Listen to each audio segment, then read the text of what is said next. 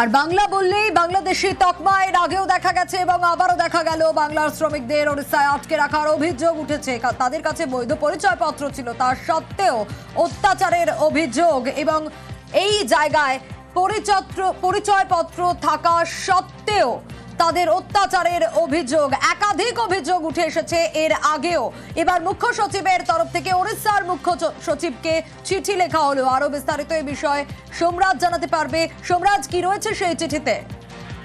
দেখো, উড়িষ্যায় যারা পরিযায়ী শ্রমিক হিসাবে কাজ করছেন, যারা বাঙালি, তাদেরকে বাংলা ভাষায় কথা বললে বাংলাদেশি তকমা দিয়ে দেওয়া হচ্ছে। শুধু তাই নয়, তাদের ওপর নানানভাবে অত্যাচার করা হচ্ছে।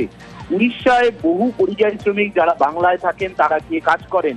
রাজ্যের মুখ্য সচিব মনোজ পান্ত উড়িষ্যার মুখ্য সচিবকে যে চিঠিটি লিখেছেন সেখানে স্পষ্ট জানাচ্ছেন যে পারাদ্বীপ এবং বালাসোর, ভদ্রক, কটক সহ উড়িষ্যার একাধিক জায়গায় বাংলা ভাষায় কথা বললে পরিযায়ী শ্রমিকদের সেখানে বাংলাদেশি তকমা দিয়ে অত্যাচার করা হচ্ছে।